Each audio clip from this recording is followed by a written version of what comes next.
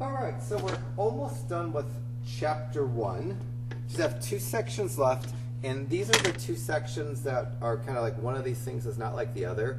The first 7 sections involve factoring and only factoring, and when you're asked to factor something, you can check by foiling. So just, just a quick reminder of what we've done so far. What we've done from sections 1.1 through 1.7 is we factored, and the problems that we factored didn't have equal signs, so they're referred to as expressions. We might have seen something like factor x squared minus 6x plus 5, and then we know what strategy to use. It's a trinomial here. There isn't a number in front of the x squared, so I don't need bottoms up. My template, if I didn't know it already, tells me the signs, and then I made my little table for my lasts, and I know my lasts both have to be negatives. They have to add to -6 or combine to -6, and -1 and -5 would be perfect. And we could check anytime we factor an answer. We check usually by foiling. To check this, I'd go firsts are x times x, which is x squared. Outers are x times -5, which is -5x. Inners are -1 times x, which is -1x. Lasts are -1 times -5, which are +5. This would give me x squared minus 6x plus 5, because that's exactly the original problem I know I factored correctly. And that's basically what we learned in sections 1.1 through 1.7 is different ways to factor expressions. Expressions being a problem without an equal sign.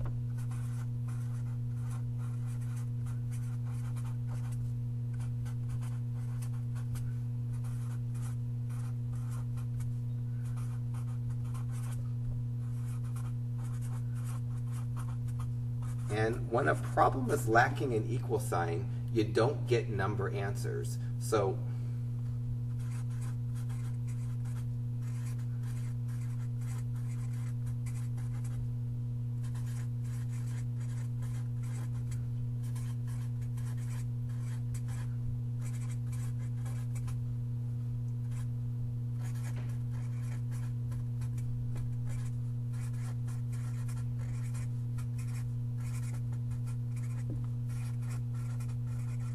when a problem doesn't have an equal sign, we haven't given number answers, and it would be wrong to give number answers. Some students might have been tempted for this problem because they learned what we do in the next section. Some students might have been tempted to do this, and it would be wrong for this problem.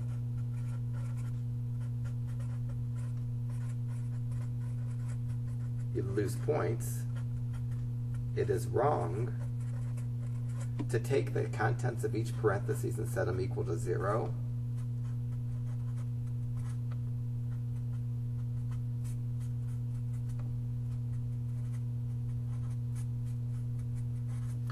The answer to this problem, because the instructions say factor, this is the answer.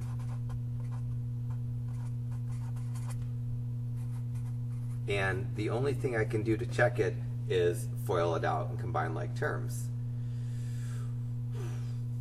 Some students are tempted to do this because this strategy for solving a problem is something we do, but it's only something we do for equations. This technique, or this algebraic strategy, is used only when a problem has an equal sign. And so nowhere in sections 1.1 through 1.7 did we have a problem that had an equal sign. And so nowhere in sections 1.1 through 1.7 did I factor and set the insides of my factored parentheses equal to 0. because that's not appropriate for expressions. Expressions that can be factored, you factor and stop, and you can check by foiling. So this is important. Expressions, meaning problems without equal signs,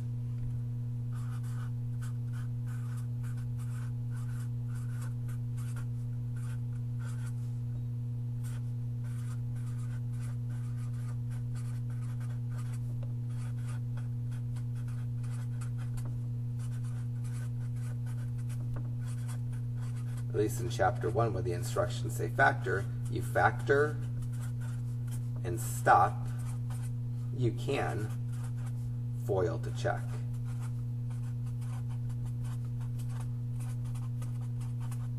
But we don't get number answers or numerical answers. You know, like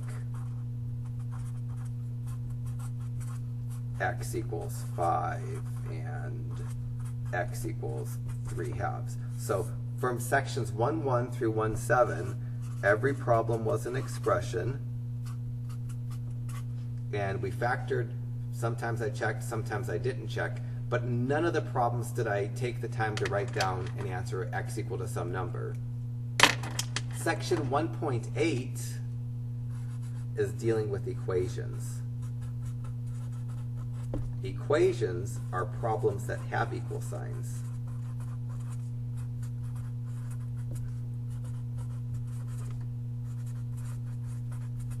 We're going to learn how to solve problems with equal signs, and some of the problems are going to involve factoring. For equations, I expect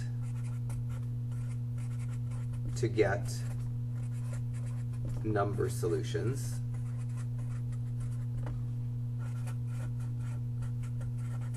You know, like y equal to -2 and y equal to 5. And I don't check by foiling. I check by substituting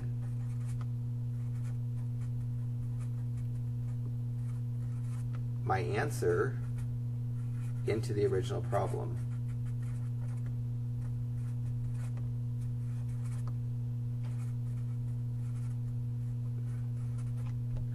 When we get to the test, there are certainly students that are going to just gag on this.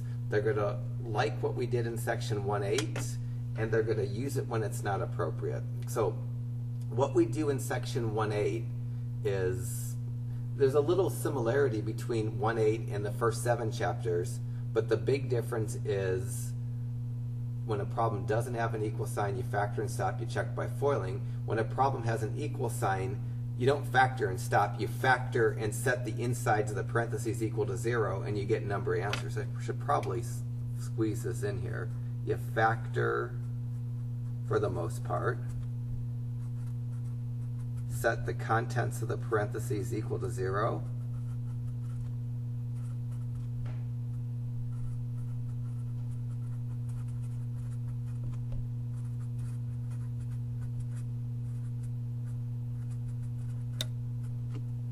and I expect to get number solutions. There's more detail in section 1.8 that's going to come out as I do the problems, but that's kind of the big difference. When we don't have an equal sign, we factor and stop. When we have an equal sign, after we factor, we set the contents of the parentheses equal to 0. Factoring problems without equal signs, you check by foiling. You don't get number answers. Factoring problems with equal signs, you factor, set the contents of the parentheses equal to 0, you get number answers, and you don't check by foiling, you check by plugging the number answer back into the original problem. That might not make a lot of sense right yet, but hopefully by the time I get done with section 1.8, you kind of get a better understanding of what's written here in a nice Christmas green, I guess. So I'm going to dig into the section, and the first few problems in the section are the friendly problems in some sense, and they're the easiest problems. All the way up through problem 21, when I glance at every problem between 1 and 20, what they have in common is they all have an equal sign, and they're all equal to 0, and something to the left of the equal sign is factored.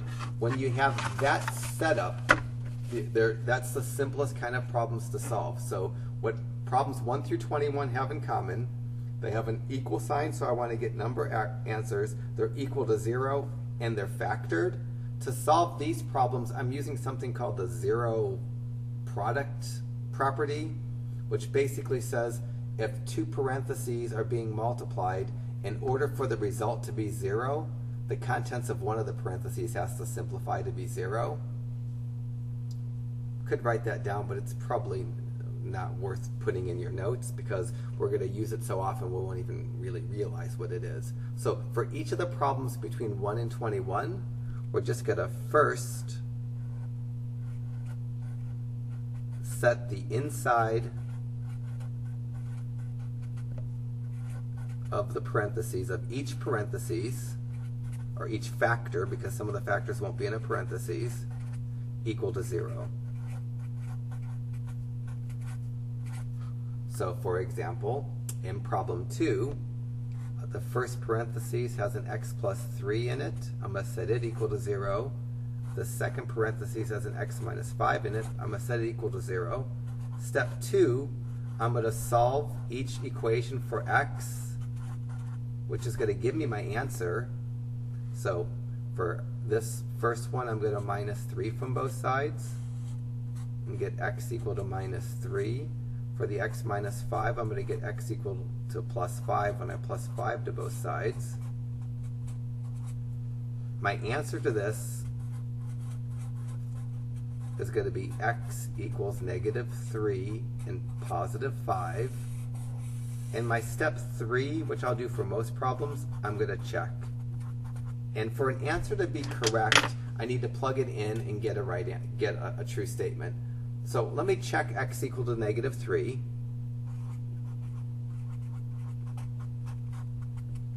I'll go to each x and plug a negative 3 in. So I'm going to go negative 3 plus 3 times negative 3 minus 5. For my answer to be correct of negative 3, this has to reduce to 0. So I'll break out my calculator because it does work quicker than me. I'll go parentheses, negative 3 plus 3 times parentheses, negative 3 minus 5, and it gives me 0. So because when I plug in negative 3 for x, it simplifies to the right side of the equation, I know negative 3 is the right answer. If I wanted to check my second answer of 5, I'd go 5 plus 3 times 5 minus 5 equals to 0. And I'd go 5 plus 3 parentheses times 5 minus 5 parentheses. Simplify it, and I get another true statement. So I know my answers are correct, and I'm done with this problem. But just for the heck of it, I'm going to pretend. So I'm done. This is just to show you what happens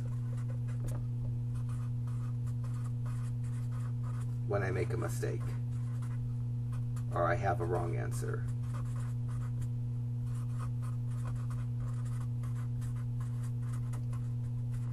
Let's pretend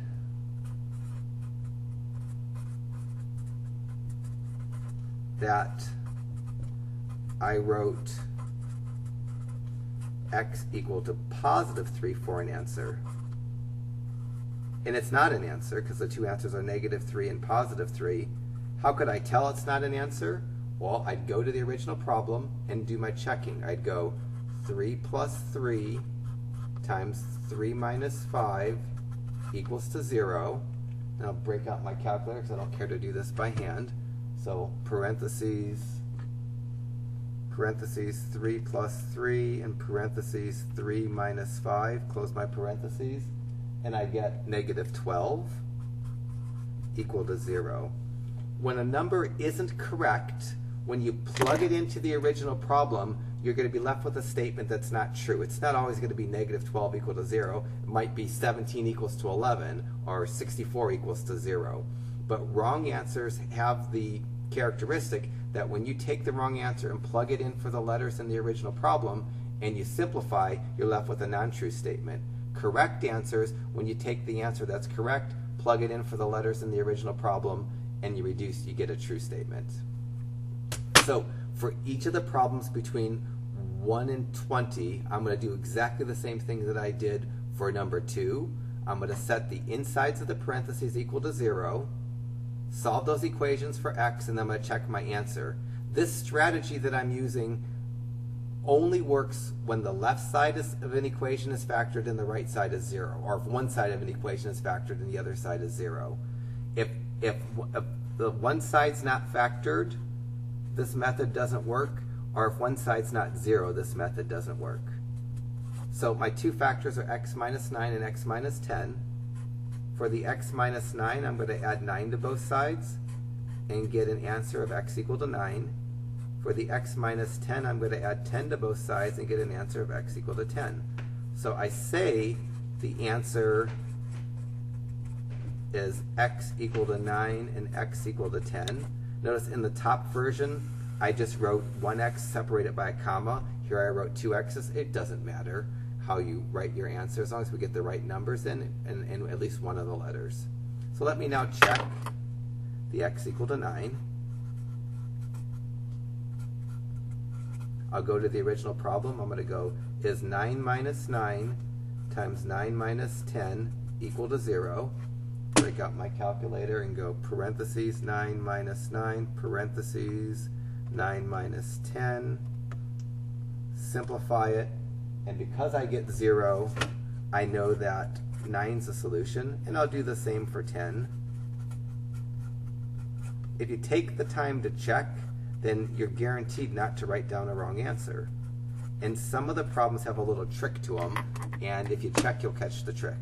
So next one, I'm doing 10 minus 9 times 10 minus 10. It literally takes me 20 seconds or less to check.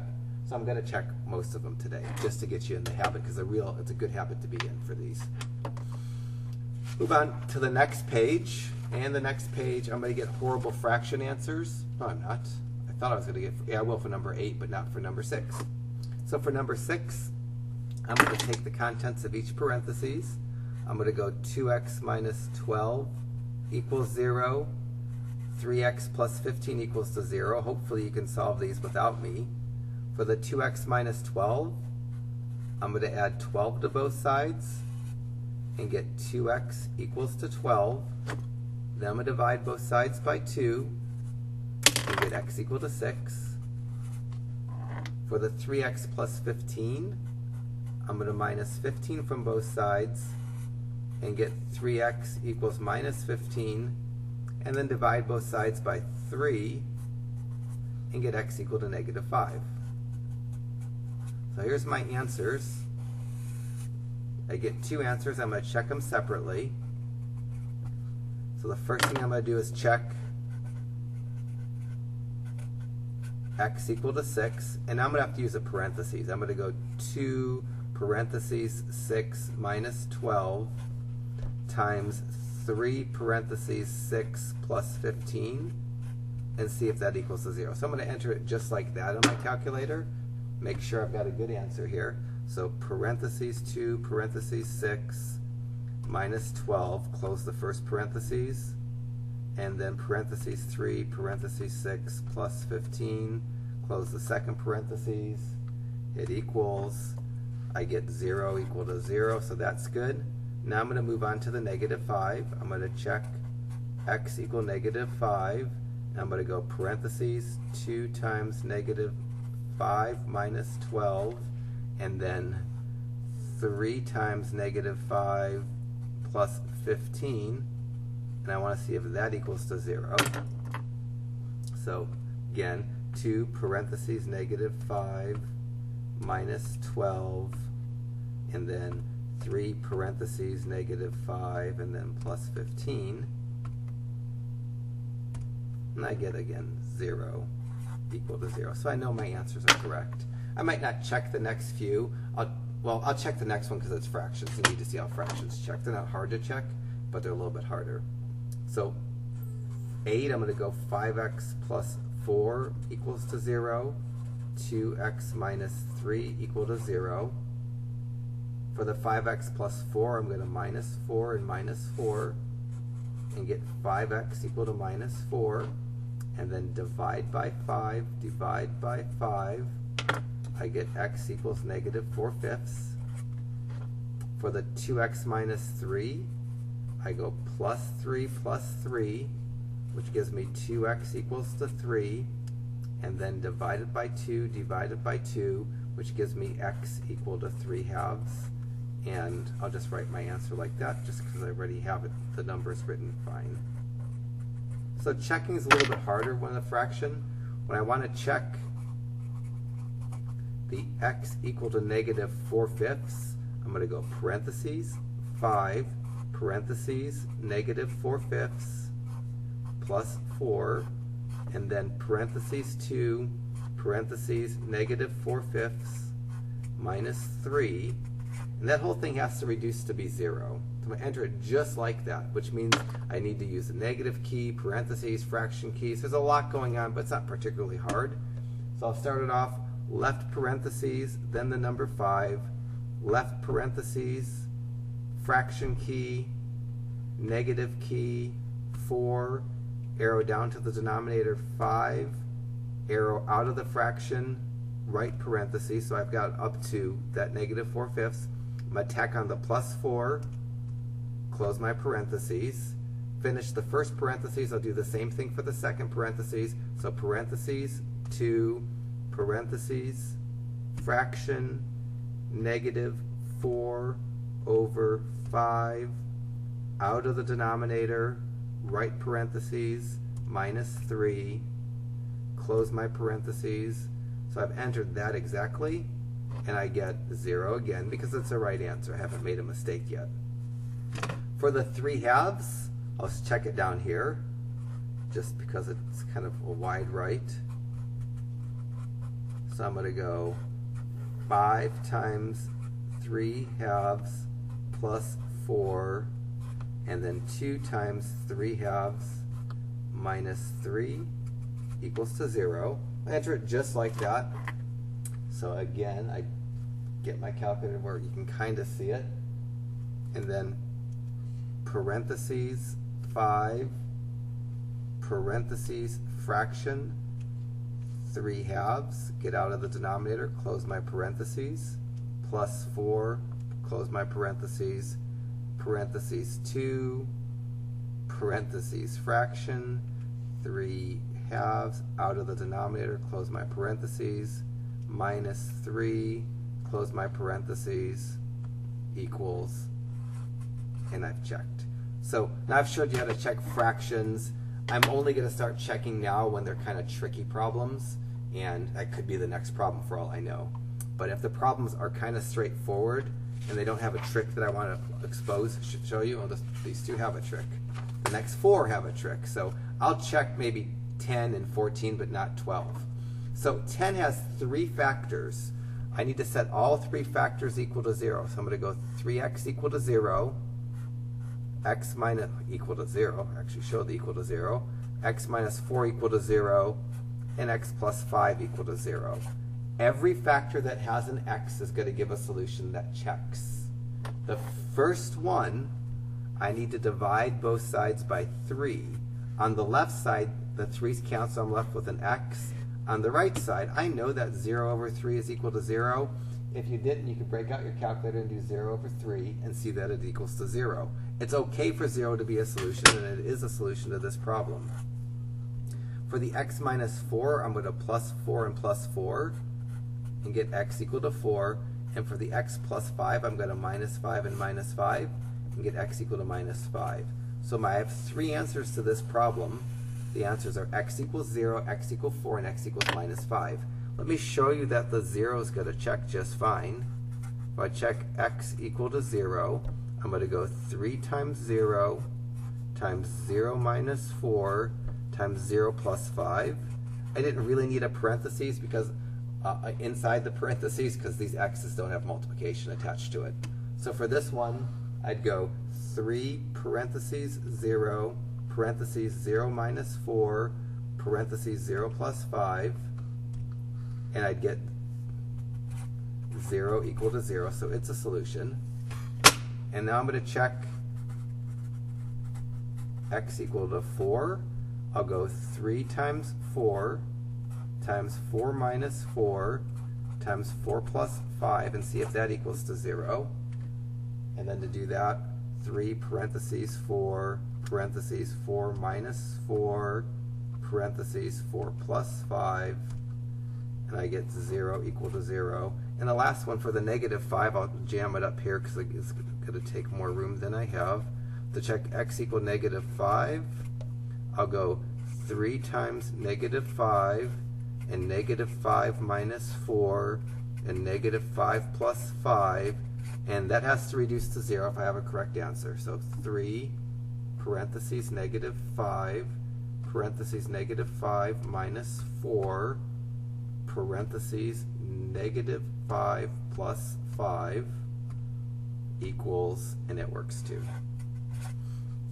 So every factor, whether it has adding or subtracting or straight multiplying, if it has a letter, it's going to give a solution that checks.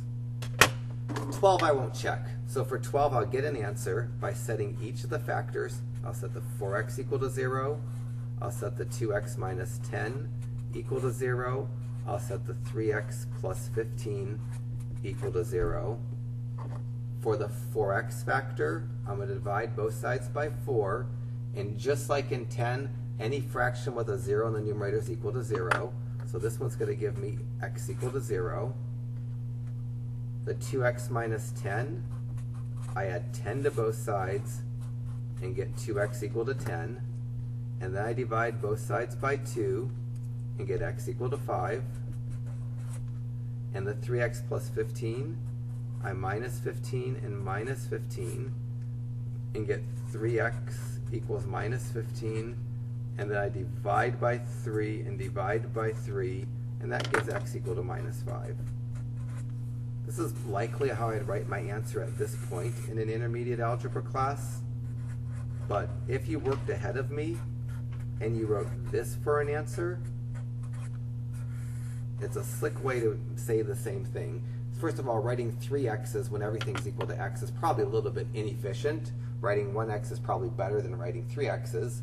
And notice that instead of writing 5 and negative 5 separately, I wrote 1 5 with a plus or minus sign next to it. This means 5 and negative 5 are solutions. It's a shorthand for writing separately the numbers 5 and negative 5. I don't know how important that is, but it'll come up again in the semester.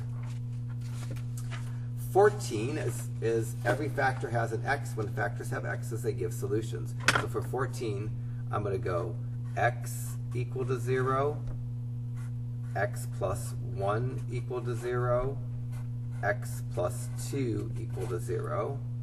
The x equal to 0 is actually going to be an answer that I don't have to do any extra algebra to get. The x plus 1, when I minus 1 from both sides, it's going to give me x equal to minus 1. And the x plus 2, when I minus 2 from both sides, is going to give me the x equal to minus 2. So my answer for 14 are those 3 numbers. And I'll check each one of them just to show you that they work. The first one I'm going to check is the x equal to 0. I'm going to go is 0 times 0 plus 1 times 0 plus 2. Does that equal to 0? It does, but I'll do it anyway. So we'll go 0, and then parentheses 0 plus 1, and then parentheses 0 plus 2. And that gives me 0 equal to 0, so I know that 0 is a solution. When I do the same thing for x equal to negative 1, I go negative 1 times negative 1 plus 1 times negative 1 plus 2 and see if that equals to 0, because it needs to be 0 because the right side is 0. So negative 1 and then parentheses negative 1 plus 1 and then parentheses negative 1 plus 2, and that gives me 0 equal to 0. I'll skip checking the negative 2. It will work as well. So as long as a factor has an x, it will give a solution. If a factor doesn't have an x, it won't give a solution. That's going to come up on problem 18. 16 I'll do without checking. 16 I'm going to go x equal to 0, 7x minus 10 equal to 0, 3x minus 16 equal to 0. Part of the answer is going to be x equal to 0 from the factor with an x. The next thing I'm going to do is add 10 and divide by 7. This is going to give me 7x equals to 10. And when I divide by 7, I get x equal to 10 sevenths. And then for the 3x minus 16, I'm going to plus 16. I don't know why I just broke the red out early, but I did. And then I'm going to divide by 3 and get x equals 16 over 3. Those answers would be a little bit harder to check, but I'm only checking them on my calculator, so it wouldn't be ridiculous. My calculator makes entering fractions not that much of a chore, so it's, you know, I could check them if I really wanted to do it, but then my videos get too long as it is, so I try to, you know, pick and choose when I go the extra mile. The next two problems, if I snuck these on a test, a lot of students will miss them. Factors that don't have the letter x won't give a solution. When I do problem 18, if I went 4 equal to 0, x minus 3 equal to 0, and x plus 5 equal to 0, this won't give a solution. Doesn't have an x. As a matter of fact, if you thought 4 was an answer, you could check 4 and it won't work. So I'll show you real quickly. If you tried to check x equal to 4 because you thought 4 is an answer because it says 4 equal to 0, you'd go 4 times 4 minus 3 times 4 plus 5 equals to 0. For it to work, it has to spit out a 0 when I do it. And when I do it, I'd go 4 parentheses 4 minus 3 and parentheses 4 plus 5. And this gives me 36 equal to 0. So 4 is not a solution, and I knew that immediately because the only factors that give solutions are factors that have an x. Because 4 didn't have an x, it wasn't going to check. These two numbers, these two parentheses had x's, and when I set them equal to 0 and get x equal to 3 and x equal to negative 5, those will check. And let me go ahead and check those just so you know that it actually works. I claim the answer to problem 18 is 3 and 5. Let me check the x equal to 3. I'll go 4 times 3 minus 3 times 3 plus 5 equal to 0. Break that out real quickly. So 4 parentheses 3 minus 3 parentheses 3 plus 5. That gives me 0 equal to 0, so I know that's good. I'm also going to check the x equal negative 5 just so I've done it. I'm going to go 4 parentheses negative 5 minus 3 and negative 5 plus 5 and see if that equals to 0. So again, 4 parentheses negative 5 minus 3 and negative 5 plus 5, and I get a 0 equal to 0. So the thing that I boxed and said it was the answer is actually correct. So the nice thing about section 1.8 is that every problem has an equal sign, which means if I take the time to check, I don't ever have to write down a wrong answer. Of course, I don't always take the time to check. Sometimes I'm a bit cocky and I think my answers are right and I don't care to check them. Sometimes they just seem like a nuisance. Like to check a fraction for me is I don't feel like doing it a lot, and sometimes I don't. For 20, I'm going to go 11 equals 0, 4x minus 1 equal to 0, 3x minus 5 equal to 0. The first one's not going to give me a solution. If I try to check 11, it's not going to work. Only factors with x's or letters, it could be y's or z's, give solutions. For the middle one, I'm going to add 1 and get 4x equal to 1 and divide by 4 and get x equal to 1/4 as one of my two answers. For the 3x minus 5, I'm going to plus 5 and get 3x equals to 5 and then divide by 3 and get my second answer of 5/3. I can write both of the numbers next to an x or just one x separated by a comma. And that's my only two answers. So up through 21, the problems are all the same. They're factored and set equal to 0, and that's what I'm shooting for in every problem. If I can get the problems that aren't set up like problems 1 through 21, having one side factored and the other side 0, I can solve them the same way. And the next group of problems, they're all equal to 0, but they're not factored. And for each of the problems from 22 to 42, you see that they're all equal to 0, but you see that none of them are factored. For every single one of the problems between 22 and 42, my first step is to factor, which means I gotta know how to factor well. And then after I factor, I'm going to solve them like problems 1 through 21. So for numbers 22 through 42, first I'm going to factor, and then second I'm going to solve like 1 through 21 by setting the contents of the parentheses equal to 0. And third, I'm going to check, because if I factored wrong, my answers are going to be wrong. So 22 and 24 are easy-ish factoring, not ridiculous factoring. For 22, it's 3 terms, but there's not a number in front of the x squared, so it's just not bottoms up.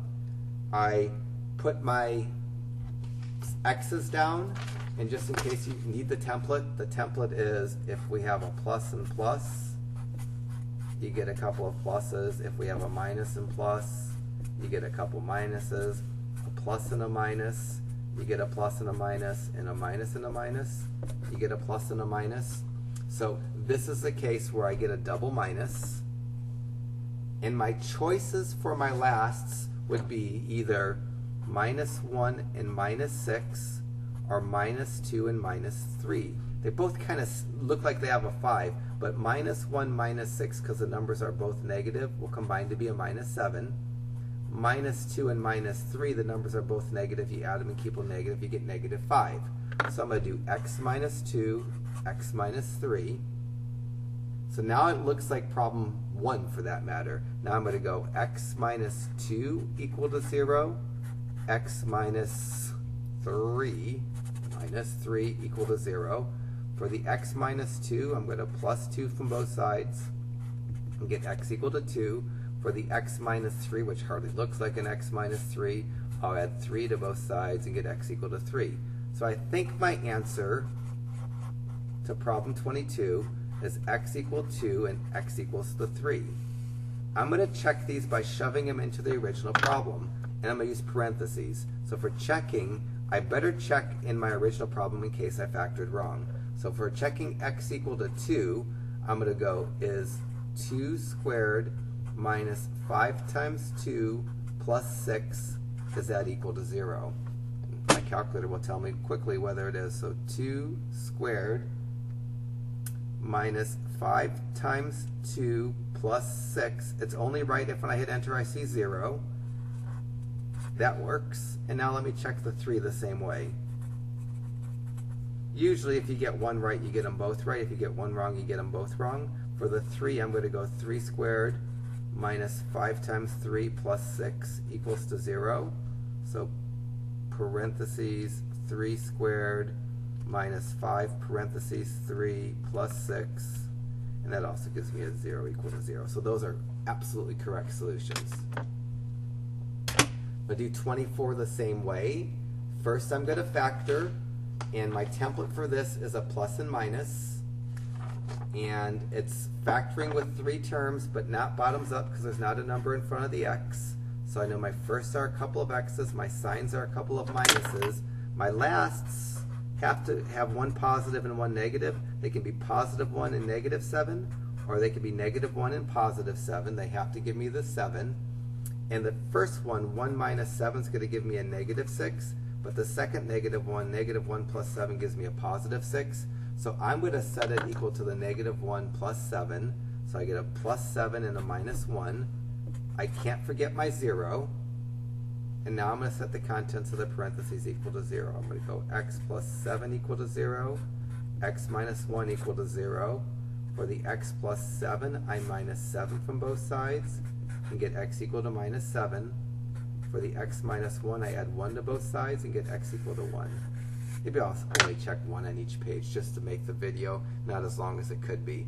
But I certainly could check those just like I checked problem 22 by putting each number in a parentheses, going parentheses negative 7 squared plus 6 parentheses negative 7 minus 7, enter it, and it should be 0. If you don't get a 0, then you probably factored wrong.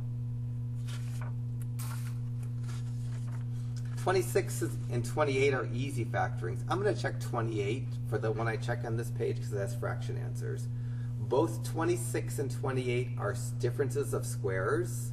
To factor them, you get two essentially identical parentheses, one with a plus, one with a minus. For the y, you divide its exponent by 2, and you get a y to the first power. For the 81, you square root it, and you get a 9.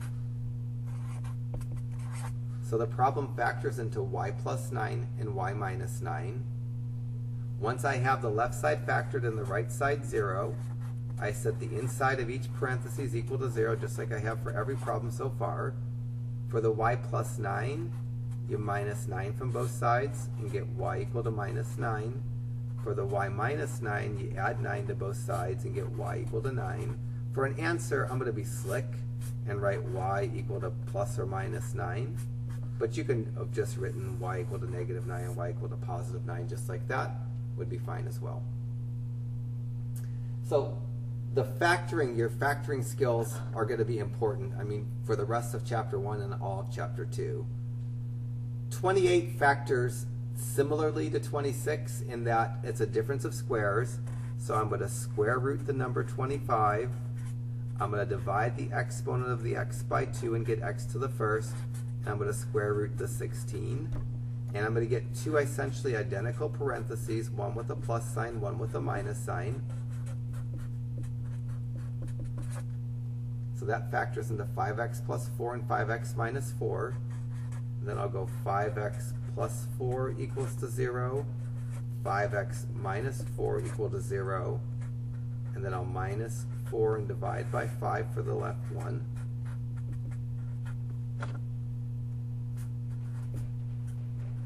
And that will give me x equal negative 4/5 for one of the horrible answers that I need to check. And then the next one, I'm going to plus 4 and get 5x equals to 4. And then I'm going to divide by 5. I'm going to get x equal to 4/5. I mean, I really don't want to check these, but I will, because it's not so hard to check. So for checking, I need a little bit of room. I'm going to check the hard one, x equal negative 4/5. Going to the original problem, I have to go 25 times the fraction negative 4/5 squared minus 16, and that needs to be 0 when I do it because the right side is 0. Let's see if I can enter that so you can see it at least. Just picky in terms of where I put this thing. Probably right, it wants to be right there. So I'm going to go 25 parentheses and then fraction negative 4/5, get out of the denominator, close my parentheses, hit the x squared key, and then minus 16. If I look at what I said I was going to type in compared to what I type in, they look exactly the same. When I hit enter, I get 0. Now I'm going to do something I haven't done yet this semester that's kind of cute. Or, I don't know, cute would be the right word, but you'll appreciate if you like to learn shortcuts. To check x equal to positive 4/5, I'll have to go 25 times 4/5 squared minus 16, and that has to equal 0. If you look at what I just typed in compared to what I have to type in, they're exactly the same except that 4/5 now is positive. If I just hit the left replay button, that will allow me to get back into the line that I just used. I'm keeping hitting the left replay button. If I get my little cursor right blinking to the right of that negative 4 and I hit the delete key, all of a sudden I have what I want to type in now without having to do the extra typing. So if you just hit the back arrow right after you hit equals, that will take you into the line that you just typed, and the delete key, if you move it right to the right of what you want to delete, you can delete. And now when I hit enter, I get that 0 equal to 0. So I've checked this very efficiently, and I know my answers are correct. Ooh, 30 and 32, 34 and 36 are all bottoms up factoring. I'm only going to check one of these because these are going to have fraction answers, and they're kind of a pain to check. How I can tell they're bottoms up is because there's a number in front of the x squared term. If you don't finish the bottoms up all the way, you'll find that you can see the answer quicker, but I'm going to finish the bottoms up and do them right and not shortcut these on you. So first I need a bottoms up factor. And bottoms up factoring has the steps. First I multiply. So I'm going to get x squared plus 5x plus 6. And then I factor this. And first are really easy because I split the x's between the two parentheses. There's no minus sign, so I get a couple of pluses. My lasts, I could pick 1 and 6 or 2 and 3. 1 plus 6 would give me a 7. 2 plus 3 would give me a 5. I need the 2 plus 3. And now I'm going to divide. I started off multiplying by 3. I'm going to divide by 3.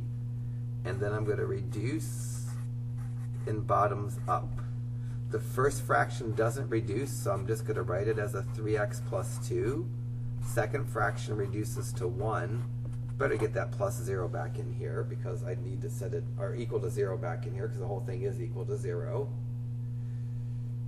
Actually, on these stages, I didn't write the equal to 0 because this doesn't really equal to the line above it until I finish the bottoms up. But if you wrote equals 0 the whole time through, it's not that big of a deal. Now I have it factored. I'm going to go 3x plus 2 equals to 0. X plus 1 equal to 0. For the 3x plus 2, I minus 2, which gives me 3x equals minus 2. And then I divide by 3, divide by 3. That gives me x equal to negative 2/3, which is not going to be fun to check, but I will. And then for the x plus 1, minus 1, minus 1, and I get x equal to minus 1. So my two answers are x equal negative 2/3 and x equal negative 1. I'm going to check the hard one first. So to check x equal to negative 2/3, I'm going to go 3 parentheses, negative 2/3 squared plus 5 parentheses, negative 2/3 plus 2, and that has to equal to 0. If I didn't have a calculator that worked so nicely with fractions, I probably wouldn't check these.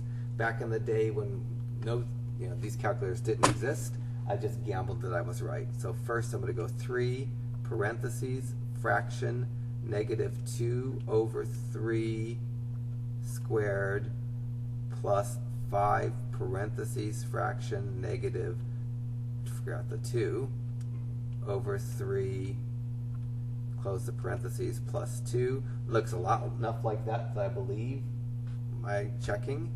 And that gives me that this checks. And now I'm going to check the x equal to negative 1 by going 3 times negative 1 squared plus 5 times negative 1 plus 2. And that whole thing has to equal to 0. So 3 parentheses negative 1 squared plus 5 parentheses negative 1 plus 2. If I got anything other than 0, it probably meant I factored wrong. So the next 3 problems I'm not going to check, but the checking would have the same idea. You take the answer that you got, one of them is probably a fraction, shove it back into the original problem with parentheses, and then break your calculator out and make sure it simplifies to 0 because the right side's already 0. So 32, bottoms up factoring again. It's bottoms up factoring because there's 3 terms and there's a number in front of the x squared. So I'm going to start off by multiplying. So I'm going to go x squared plus 3x, and then 1 times 2 is 2. And now I'm going to factor this, and this is the easiest factoring I can give. Double pluses because the problem doesn't have any minuses. Split the x between the 2 parentheses. My lasts have to they can only be a 1 and a 2 because they have to multiply to 2, and they also add to 3. Haven't finished my bottoms up yet because bottoms up requires me to divide, reduce, and bottoms up. So I started off multiplying by 2. I'm going to divide by 2. First fraction, I bottoms up and get 2x plus 1. Second fraction, I reduce and get x plus 1. I'm going to introduce my x equal to 0, my equal to 0 now that it's completely factored. And now that it's factored and set equal to 0, I set the contents of the parentheses equal to 0. So I'll go 2x plus 1 equal to 0, x plus 1 equal to 0. For the 2x plus 1, I minus 1 and get 2x equal to minus 1. And then I divide by 2 and get x equal to minus 1/2 for one of my answers. For the x plus 1, I minus 1 and get x equal to minus 1. So the answers to problem 32 are x equal to minus 1/2 and x equal to minus 1. Could check them exactly the same way. Let me just do a quick check on the minus 1/2. I'll go 2 parentheses fraction minus 1/2 parentheses squared plus 3 parentheses fraction minus 1/2, close my parentheses, plus 1, that has to equal 0. So I didn't even write down what I was checking. This is what I would have written down just to speed up the process. And it works because I picked out I got a 0 that I needed to get out. Could do the same thing with the minus 1. I don't necessarily have to show the checking in red like I've been doing. I could just do it all on my calculator and it'll still check. Is somebody wanting to get in? Sure. I'm just doing a video right now and you'll be forever famous. The door has broken down to 123, so I'm going to get that fixed. Okay. So I'm just going to check to see. Sure, absolutely. All right, now you're famous. All right, so problem 34 and 36, they're just like the last two problems in that they're set equal to 0, they need to be factored, and it's bottoms up factoring because there isn't a common factor and there's a number in front of the square term, so I'm stuck doing bottoms up. So for 34, my first step in bottoms up is I'm going to multiply. And when I multiply this 5 and this 4, I stop writing the equal to 0 because this line really isn't equal to the line above it until I finish the bottoms up. Hopefully you're getting really skilled with your factoring that you can factor this before I factor it. The next stage in the bottoms up is the factor stage. And this is my favorite kind because when you don't have any minus signs, the signs aren't really interesting. You get double pluses. My lasts can be either a 1 and 20, a 2 and 10, or a 4 and 5 because those are the double positive factors of 20. And the 2 and 10 are going to get me there. They'll give me the 12 that I need. And now I'm going to divide, reduce, and bottoms up. I started off multiplying by 5. I need to end up dividing by 5. First fraction, I'm going to bottoms up and get a 5x plus 2. Second fraction, I'm going to reduce and get an x plus 2. Now I bring the 0 back in because this really does equal the line above it. These two lines don't actually equal the line above it, so it's not really right to write the equal to 0. Now that I have it factored and equal to 0, I set the contents of the parentheses equal to 0. So I go 5x plus 2 equal to 0, x plus 2 equal to 0. For the 5x plus 2, I minus 2 from both sides and get 5x equals to minus 2. Then I divide by 5, divide by 5. That gives me an x equals to minus 2/5. And then for the x plus 2, I minus 2 and minus 2 and get x equal to minus 2. So for 34, the answers are x equal to negative 2/5 and x equal to negative 2. Basically, most of the problems in this section you'll do as well as your factoring lets you do. 36, another bottoms up factoring problem. So I'm going to multiply and get x squared minus x minus 6. Then I'm going to factor that. I know that my first have to be a couple of x's and my signs from my template are plus and a minus. So my choices are 1 and negative 6, negative 1 and positive 6, negative 2 and 3, and 2 and negative 3. Those are all the plus and minus factors of negative 6.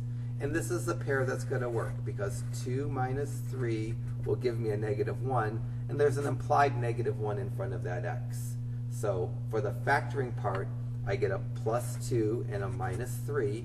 If I stopped here, I wouldn't get all the right answers. I need to finish up the bottoms up by dividing, reducing, and bottoms up. I started off multiplying by the last number by 3, so I need now to divide the last number by 3. And then bottoms up, the first one, get 3x plus 2. Reduce the second one, get x minus 1. Now it's factored and set equal to 0. I'll go 3x plus 2 equal to 0, and x minus 1 equal to 0. For the 3x plus 2, I go minus 2 minus 2, and get 3x equal to minus 2, and then divide by 3, and get one of my answers, which is negative 2/3. For the x minus 1, I plus 1 and plus 1, and get my other answer of positive 1. Could definitely check those if I had the desire, but again, my videos are always so long as it is, and the checking is just calculator work, so I like to maybe skimp on some of that. Hey, 38 and 40 and 42, just more factoring problems. It's just a big test of your factoring. 38, there's 3 terms. There's not a number in front of the x squared, so it's not bottoms up. My firsts in my factoring are a couple of x's because there's not a number in front of the x squared. My lasts could either be positive 1, positive 10, or they could be positive 2, positive 5. Those are the positive factors of 10. Looks like I need the 1 and the 10. Things equal to 0. Now I'm going to set the contents of the parentheses equal to 0. I'll go x plus 1 equal to 0, x plus 10 equal to 0. For the x plus 1, I minus 1 from both sides. Get minus 1. For the x minus 10, I minus 10 from both sides and get minus 10. So my answer is x equal minus 1 and minus 10. 40 is a difference of squares. So I'm going to square root the numbers, divide the exponent by 2, and get 2 essentially identical parentheses, one with a plus sign, one with a minus sign. So when I square root the 16, that's going to get a 4 in one of my parentheses, in both my parentheses actually. And when I divide the exponent of the b by 2, I get a b to the first power. So in my first positions in my parentheses, I'm going to get a couple of 4b's. For my second positions, I'm going to square root the 25, which is 5. And when you factor with differences of squares, you get 1 plus and 1 minus sign. Have it factored. Now I'm going to set the parentheses equal to 0. So I'm going to go 4b plus 5 equal to 0, 4b minus 5 equal to 0, and then minus 5, and divide by 4. The first one is going to give me b equals to minus 4/5, minus 5/4 should I say. The second one, I'm going to plus 5, and get 4b equals to 5, and then divide by 4, and get b equals to 5/4. I could have written b equals plus or minus 5/4. I could have written both numbers down, each next to a b. Just need something that tells me that positive and negative 5/4 are the answers, and there's lots of ways to write them. As long as I see the right numbers, I don't necessarily need to see the shorthand, but it's okay and kind of nice if you do. Last one in this grouping, and then we get to the hardest grouping. Oh, yeah, well, no, not the hardest, but the second hardest grouping. So 42, bottoms up factoring. So multiply, get x squared minus x minus 30. Factor this. I know my signs are plus and minus. For the 30, I can go 1 and negative 30, negative 1 and 30, 2 and negative 15, negative 2 and 15, 3 and negative 10, negative 3 and 10, 5 and negative 6, negative 5 and 6.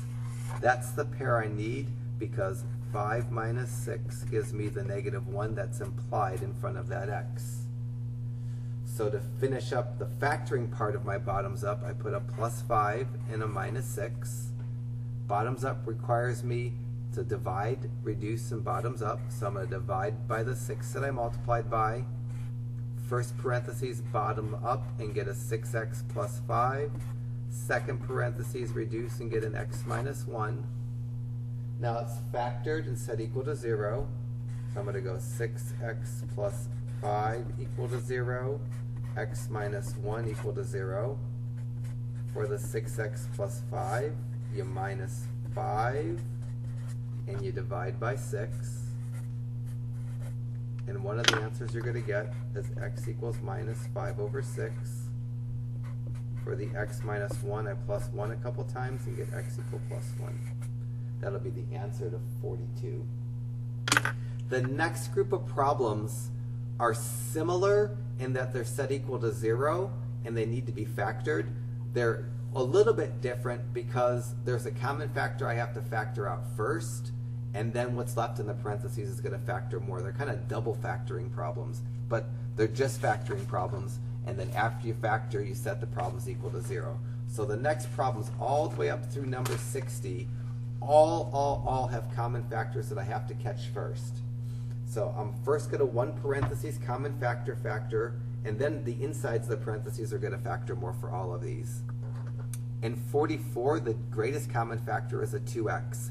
So I'm going to factor out a 2x, and when I factor out a 2x, I'm left with 5x squared plus 9x plus 4. Still have the equal to 0. The 2x I'm going to bring down the whole time, and now I'm going to bottoms up factor what's in the parentheses. So I'm going to multiply, because the first step in bottoms up factoring is multiplying. I'm going to get 2x, and then x squared plus 9x plus 20. Usually I stop writing the equal to 0 until I'm done with the bottoms up factoring. The next step in bottoms up factoring is to factor what you have after you multiply. I'm just going to factor that out. It's double plus. My last, they have to be factors of 20, and the factors of 20 that are going to help are the 4 and the 5, because those are the ones that give me the 9.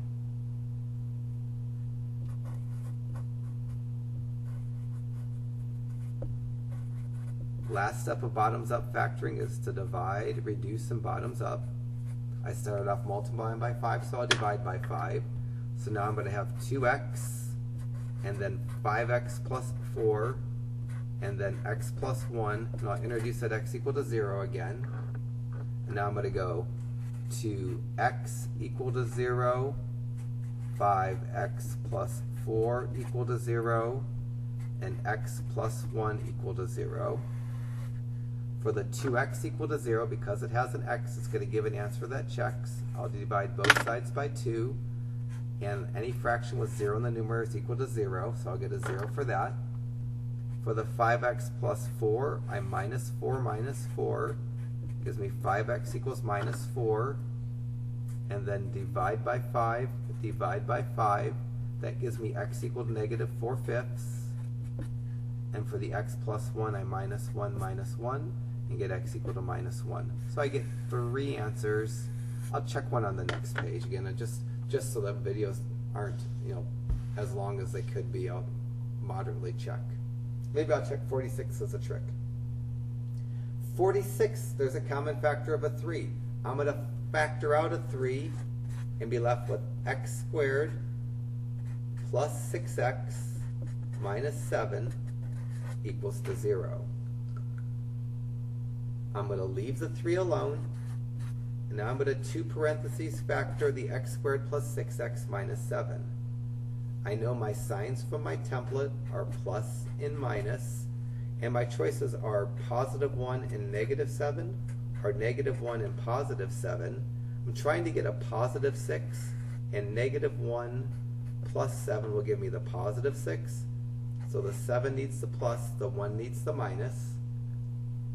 And now I'm going to go 3 equal to 0, x plus 7 equal to 0, x minus 1 equal to 0. The 3 equal to 0 because it doesn't have an x doesn't give a solution. I'll show you in a second that 3 doesn't check. And the minus 7 that you get from doing the x plus 7 equal to 0 will check. And the plus 1 that you get for setting the x equal to 1 equal to 0 will check. So the answer, there's only 2 of them, are going to be x equal to negative 7 and x equal to positive 1.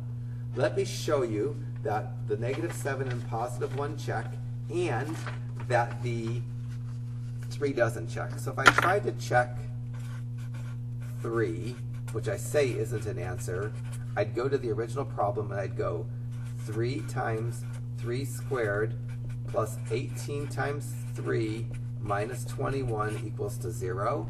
Then I'd break out my calculator and go 3 times 3 squared plus 18 times 3 minus 21, it equals, and that gives me 60 equal to 0. So I can tell 3 is not an answer. Now I'm going to move on to the negative 7. To check the x equal negative 7, I go 3 times negative 7 squared plus 18 times negative 7 minus 21 equals to 0. And let me just go backwards. So back, back, back, back. Delete, change that to a minus 7. And then back, back, back, back, back, back, back, back. Right to the right of the 3 that I want to delete. Hit the delete key and then type minus 7. So that's that line with a lot more efficiency. And that gives me 0 equal to 0. So that works. And the last one I want to check is x equal to 1, which is 3 times 1 squared plus 18 times 1 minus 21. That s equal to 0. Again, if I just hit my back arrow key, I can get next to the 7 and go delete, delete. Now I have a blank parentheses, so I can type a 1 in, and then back, back, back, back, back, back, back, back. Right to the right of the 7, delete, delete, type a 1. That's that line typed a lot quicker, and it works as well. So when I'm checking, because the template of all of the checkings are essentially the same, using the back arrow and the delete key and then retyping the new stuff is a way better way than typing the whole line again. All right, I'll keep going to 60 and I'll occasionally check one, but I don't think I'll check them all. In fact, I probably won't check very many. Problem 48. First I have to factor out the common factor. The common factor is just the number 2. When I factor out a 2, I'm left with an x squared minus 9. The x squared minus 9 is a difference of squares. You square root the numbers, divide the exponent by 2, and it factors into x plus 3 times x minus 3. Now I said each of the factors equal to 0. And only the factors that have x's give solutions. The 2, because it doesn't have an x, it won't check if you put it back into the original problem. The negative 3 that I get by setting x plus 3 equal to 0, and the positive 3 that I get by setting x minus 3 equal to 0 will both check because the factors both have x's and I haven't messed up on my factoring. So if a common factor has an x, it gives a solution, usually of 0. If a common factor doesn't have an x, it doesn't give a solution.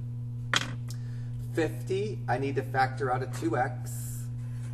When I factor out a 2x, I'm left with an x squared minus 14x plus 45. Ugh. Now I'm going to factor that. So it's going to be an x minus and an x minus. I need the double minus factors of 45, which are minus 1 and minus 45, minus 3 and minus 15, and minus 5 and minus 9. The minus 5 and minus 9 is a pair that's going to take me to where I need to be. It's going to give me that minus 14. Didn't need any bottoms up factoring because when I factored out the common factor, the x squared didn't have a number in front of it, so I didn't need bottoms up. Now it's completely factored, and all the factors give solutions because all the factors have x's.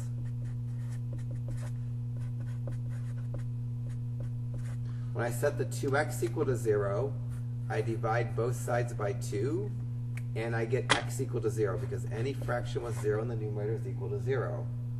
For the x minus 5, I add 5 to both sides and get x equal to 5 for one of the second solution. And for the x minus 9 plus 9 minus 9, I add 9 to both sides and get 9 for a solution. Those three numbers will check just fine if you take the time to plug those three numbers separately in for the x's in the original problem. You'll get 0 equal to 0 for all three of them because they're all checkable. They all check and they're all correct solutions. 52 has a common solution of a factor of 2. When I factor out the 2, I'm going to be left with x squared minus 14x plus 45, so that's equal to 0. Inside the parentheses, factors with a double negative, and then I need the double negative factors of 45, which are negative 1 and negative 45, negative 3 and negative 15, negative 4 and negative 5 and negative 9. That's the pair that I need, because those double negative factors of 45 give me the minus 14 that I need. Now I'm going to go 2 equal to 0. I'm going to show you that 2 doesn't work, because no solution with, if you're missing an x, you're not a solution. When I go x minus 5 equal to 0, I add 5 and get x equal to 5. When I go x minus 9 equal to 0, I add 9 and get x equal to 9. Let me just show you that the 2 doesn't work. If I tried to check x equal to 2, which isn't a solution, I'd go 2 times 2 squared minus 28 times 2 plus 90, and that would have to equal to 0 because the right side is 0. And once I check 1, the other ones are easy to check. So I'm going to go 2 parentheses 2 squared minus 28 parentheses 2 plus 90, and I get 42 equal to 0. That's not any good. When I check the x equal to 5, I go 2 times 5 squared minus 28 times 5 plus 90, and that has to equal to 0. Now I'm just going to use my back arrow, get the cursor to the right of the 2, hit delete and change it to a 5, use my back again, delete, change it to a 5, and that gives me 0 equal to 0. And for the 7, I'm just going to check it without writing down everything I'm going to do. For the 7, I'm just going to go back to this line, change that 5 to a 7, change that 5 to a 7. That's what I would have written if I was going to check the 7 and write down what I was checking. Oh, I was supposed to check 9. 7's not an answer. I don't know why I wanted to check 7. I should have been checking 9. 7's not an answer. You can tell it's not an answer. Let me change that 7 to a 9 because that's what I was supposed to check. I don't know where I got 7, but somewhere in my mind I wanted to check 7. And for the x equal to 9, you get a 0. Again, it's kind of nice when I make a mistake like that because you can see what happens when you make a mistake. I decided to check 7 for some bizarre reason, and I didn't get 0, and I needed to get 0 for an answer to check. 54, there's a common factor of a 7. I'm going to factor out that common factor of 7, divide each of the numbers by 7. 14 divided by 7 is going to give me a 2. I don't take the letters out. 35 divided by 7 is going to give me a 5. I keep the x there. 21 divided by 7 is 3. I can even throw that factor of 7 away because it doesn't have an x. It's not going to give a solution. It's just going to muddy things up. For that matter, if I don't write it again, it wouldn't matter, but I'll keep writing it. Need to bottoms up factor the inside of the parentheses. So I'm going to multiply and get x squared plus 5x plus 6. Usually I stop writing the equal to 0 until I'm done bottoms up factoring. So the first step in bottoms up factoring was multiply. I need to bottoms up factoring because of the 2 in front of the x squared. And now I'm going to factor this, and that's easiest factoring. My signs are double positive. My last can either be 1 and 6 or 2 and 3. They have to add to 5, so they're going to be 2 and 3. And then the first step of my bottoms up factoring was multiplying by 2. I need to divide by 2. Now I'm going to divide and get an x plus 1, bottoms up and get a 2x plus 3, and bring that 0 back into it. Then I'm going to go 7 equal to 0. That doesn't give a solution because it doesn't have an x. X plus 1 equal to 0, you minus 1, and you get x equal to minus 1. 2x plus 3 equal to 0, you minus 3, and get 2x equal to minus 3, and then divide by 2, and get x equal to minus 3 halves. So the answer to problem 54, the ones that are going to check, are x equal to minus 1 and x equal to minus 3 halves. Almost done with this group of problems, and then we'll get into the last group of problems, which is kind of the trickiest group because they're not set equal to 0. All the way between problems 1 and 60, every problem is set equal to 0, and that's what I need. I need the left side factored and the right side 0. If I get those things simultaneously, then I could just set the contents of my parentheses equal to 0. The last group of problems, I've got to do a little work to make that happen. Ugh. Horrible factorings here. 56, common factor of 7x. I'm going to factor out a 7x, and I'm going to be left with 2x squared. 14 divided by 7 is 2. I take one of the 3 x's away. And then 35 divided by 7 is 5. I take one of the x's away. I'm left with an x. 21 divided by 7 is a 3, and I took its x away. Now I'm going to bottoms up factor what's in the parentheses. Leave the 7x there for a second. I'm going to make this x squared plus 5x plus 6, because the first step in bottoms up is multiplying. Same problem that I just factored, so it's going to factor the same way. Factor the insides of the parentheses. You get x plus 2 and x plus 3. Finish my bottoms up. I started off multiplying by 2. I end up dividing by 2. This is going to take me to 7x times x plus 1 times 2x plus 3, have it equal to 0. Now I take all the factors equal to 0. I go 7x equal to 0, x plus 1 equal to 0, 2x plus 3 equal to 0. The 7x actually gives a solution because any factor that has an x gives a solution that checks. And the solution that's going to give is 0 over 7, and 0 over 7 is equal to 0. The x plus 1, you minus 1, and you get x equal to negative 1. The 2x plus 3, you minus 3, and get 2x as negative 3. And then divide by 2, and get x equal to negative 3 halves. So problem 56 has the solutions 0, negative 1, and negative 3 halves. I'm worn out, so you've got to be worse than worn out because I already know how to do this. 58, I'm factoring out a negative 3. I'm going to divide each of the numbers by negative 3. I'm going to get a positive x squared, a positive 6x, and a minus 7, and equal to 0.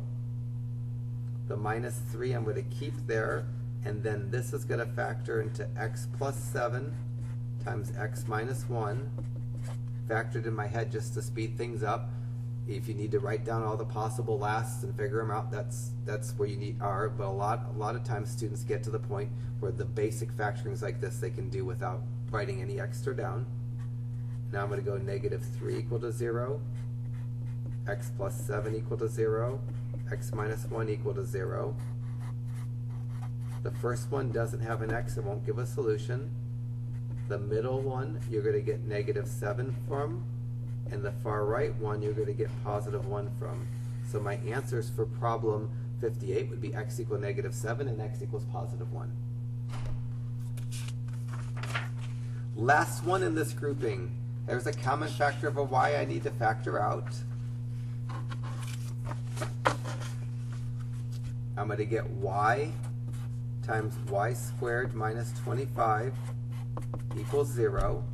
The y squared minus 25 is going to factor into two essentially identical parentheses, one with a plus, one with a minus sign.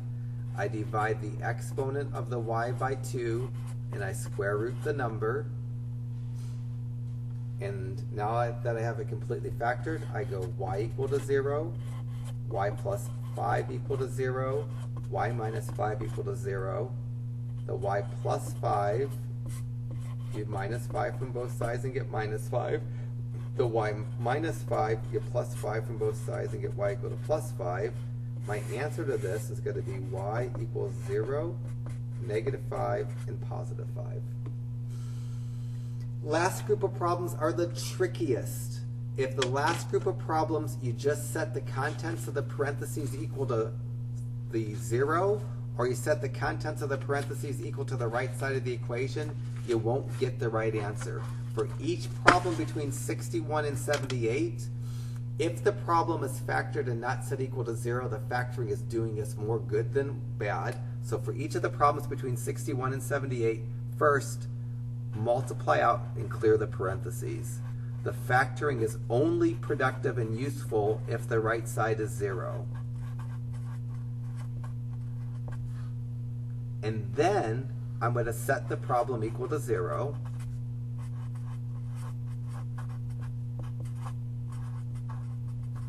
Let me do those first two steps for 62.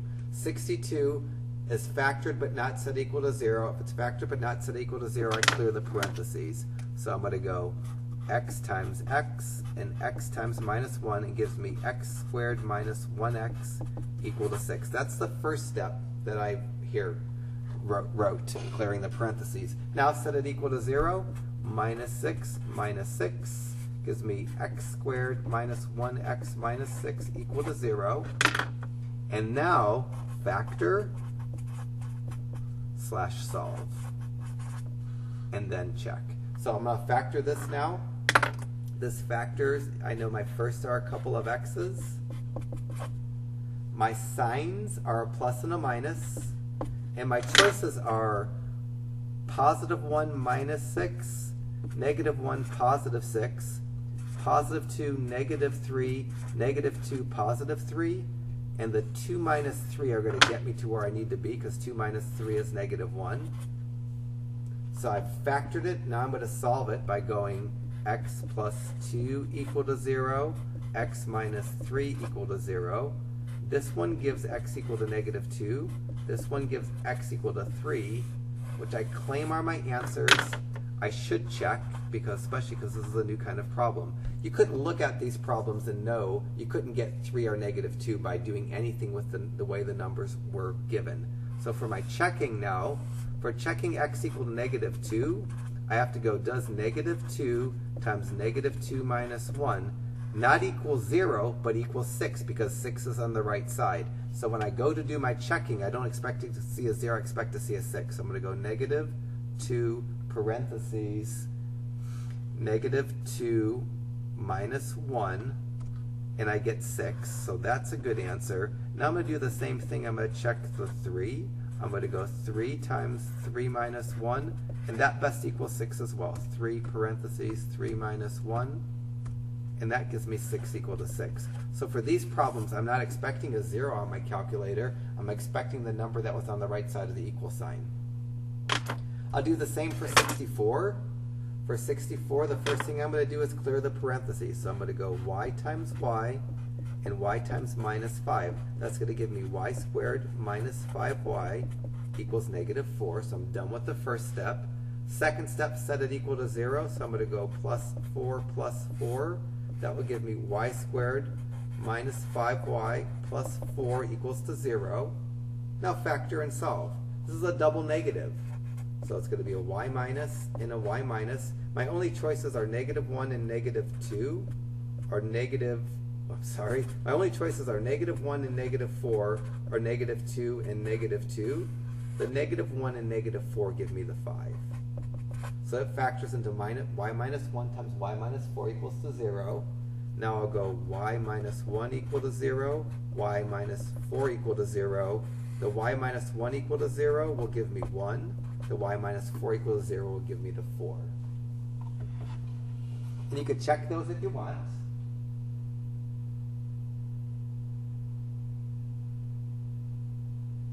Just check to make sure my video didn't end. Let me check the 1 real quickly. To check 1, you'd go 1 times 1 minus 5. That would have to be negative 4. So I just break out my calculator. 1 parentheses 1 minus 5 hit enter, and because it gives me the -4, I know I'm good. And you can check every problem. Again, I'm getting kind of lengthy in this video. I'm trying to not get crazy. 66 and 68 still are bad problems because they're not set equal to 0. If the problem is factored and not set equal to 0, the first step is to get rid of the factoring. I'm going to get rid of the factoring by foiling here. So I'm going to go firsts, outers,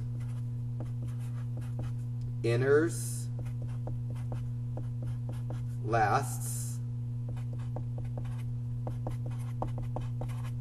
So I get x squared minus 2x minus 1x plus 2 equals to 12. Might as well combine the outers and the inners. I get x squared minus 3x plus 2 equals to 12.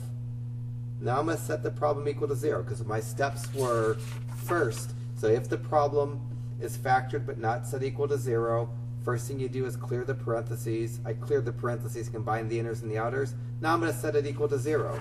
I set it equal to 0 by minusing 12 from both sides. That's going to give me x squared minus 3x minus 10 equal to 0. Now I'm going to factor this. I know this is an x plus and an x minus, and my choices would be positive 1 and negative 10, negative 1 and positive 10, positive 2 and negative 5, or negative 2 and positive 5. The pair that's going to work is the positive 2 and negative 5. Now that it's factored, I set the contents of the parentheses equal to 0. So I'll go to x plus 2 equal to 0, x minus 5 equal to 0. For the x plus 2, you'll minus 2 from both sides. You get x equal to negative 2. For the x minus 5, you'll add 5 to both sides and get x equal to 5. Let me check these just so you can see. To check the x equal to negative 2, I go negative 2 minus 1 times negative 2 minus 2, and this time it has to equal to 12. So parentheses, negative 2 minus 1, parentheses, negative 2 minus 2. And that better equal to 12, and it does. So that's a good answer. If I do the same with 5 and go 5 minus 1 times 5 minus 2, that also has to equal to 12. So parentheses 5 minus 1, parentheses 5 minus 2, and I get a check again. So every one of these I can check if I have the patience. 68's just like 66. It's factored but not set equal to 0, and when it's factored but not set equal to 0, the first step is to get rid of the factoring. So I'm going to FOIL. First, z times z, which is z squared. Outers, z times minus 4, which is minus 4z. Inners, 3 times z, which is plus 3z. Lasts, 3 times minus 4, which is minus 12, equals to 8. I'm going to bind the outers and the inners to a minus 1z, so I get z squared minus 1z minus 12 equals to 8. Now I'm going to minus 8 from both sides to get it equal to 0. That's going to give me z squared minus 1z minus 20 equals to 0. I know I get a z plus and a z minus, so I either need a positive 1 and a negative 20, a negative 1 and a positive 20, a positive 2 and a negative 10, a negative 2 and a positive 10, a positive 4 and a negative 5, or a negative 4 and a positive 5. The pair that's going to work is the positive 4 and negative 5, because that will give me the negative 1.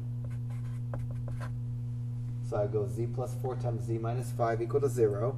Then I go z plus 4 equal to 0, which is going to give me z equal to negative 4, and z minus 5 equal to 0, which is going to give me z equal to 5.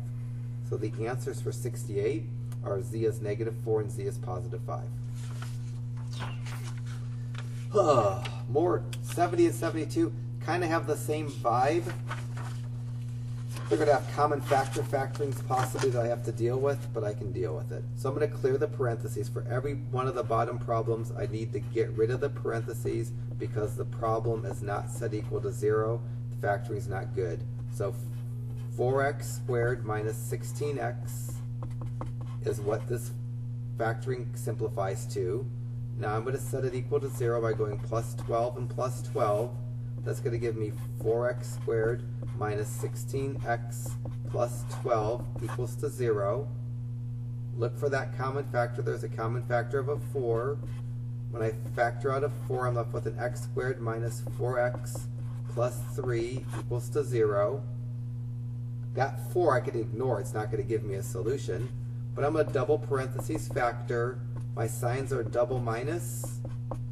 And my lasts can only be 1 and 3 because I have to multiply out to be 3. In terms of getting an answer, I'm going to ignore the 4 because it doesn't have an x. It won't give me a solution. I'm going to go x minus 1 equal to 0, and x minus 3 equal to 0. The x minus 1, I'd add 1 to both sides and get x equal to 1. The x minus 3, I'll add 3 to both sides and get x equal to 3. So the answers for problem 70 are x equal 1 and x equals to 3. FOIL 72, firsts. 3x times x, 3x squared. Outers, 3x times minus 5, minus 15x. Inners, negative 4 times x, minus 4x. Lasts, negative 4 times negative 5, positive 20, still equals to negative 6. So for each of the bottom problems, they're factored but not set equal to 0. I need to get rid of the factoring. And a lot of times that's going to involve foiling. And when you foil, you combine like terms. So this is going to give me 3x squared minus 19x plus 20 equals to negative 6. Oh, this is going to be horrible.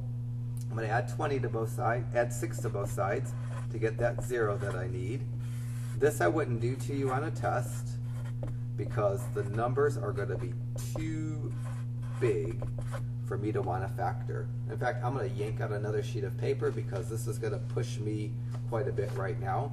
So I'm in the process of doing 72. I'm at the point in 72 where I'm ready to factor. And unfortunately, there's not a common factor. And there's a number in front of the x squared term, so I'm stuck doing bottoms up. The first step in bottoms up is that horrible multiply.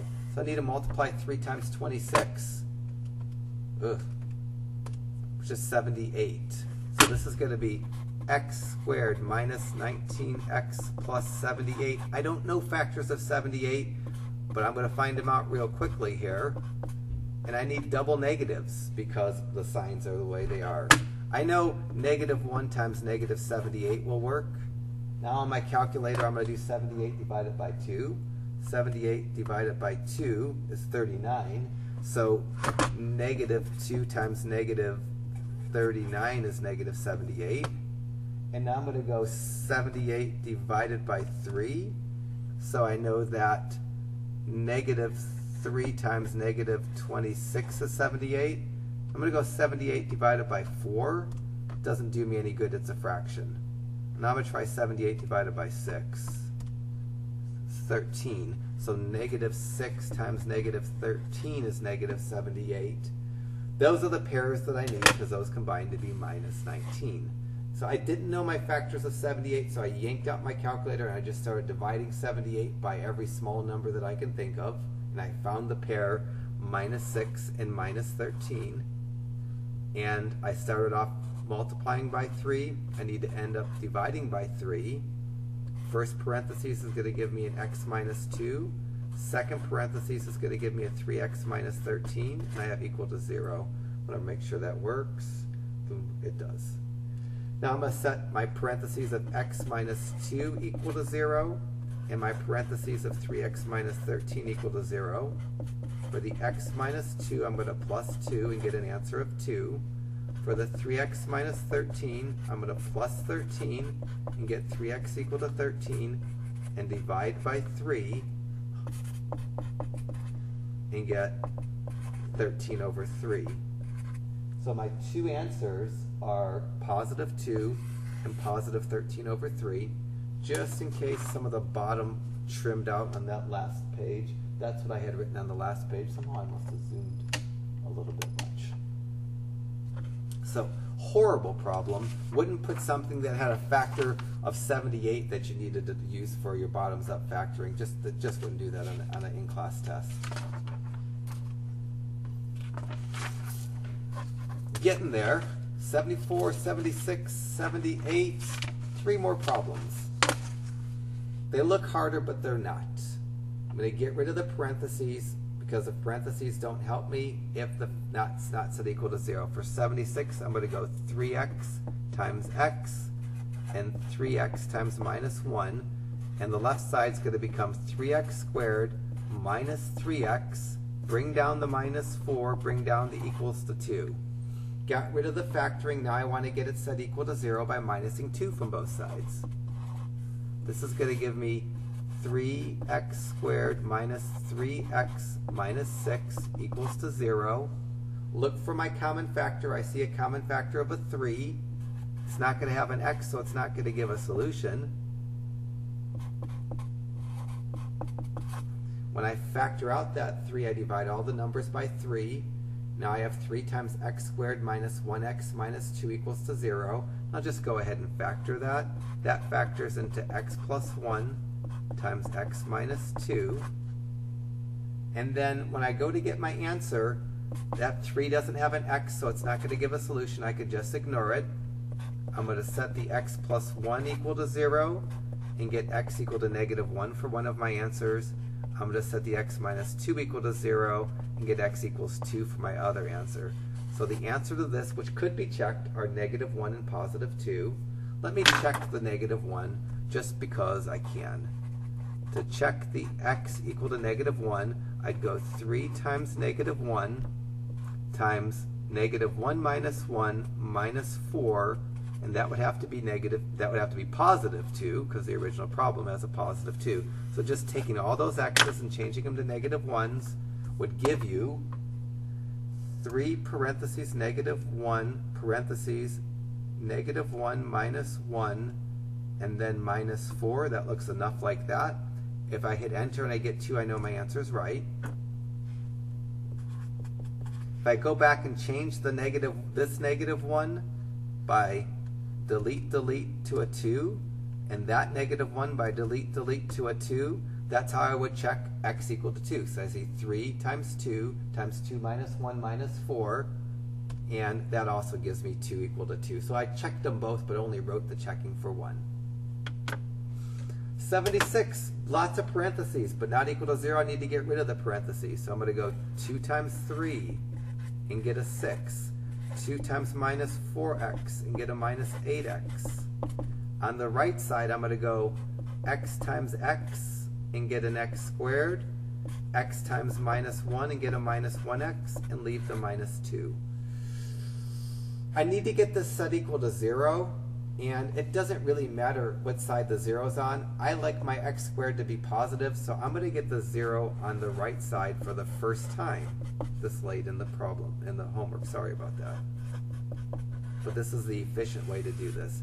I know after I clear the parentheses, I need to get the problem set equal to 0. Doesn't matter what side the 0's on. I zeroed out the left side, and I'm going to make the right side negative 1x plus 8x is plus 7x, negative 2 minus 6 is negative 8. If I would have gotten everything on the other side, I would have had negative x squared minus 7x plus 8 equals to 0. And the first step in my factoring would be to factor out a negative 1. Just didn't care to do that. And now I'm going to factor this. This factors into x plus 8 times x minus 1. So I'm going to go x plus 8 equal to 0, x minus 1 equal to 0.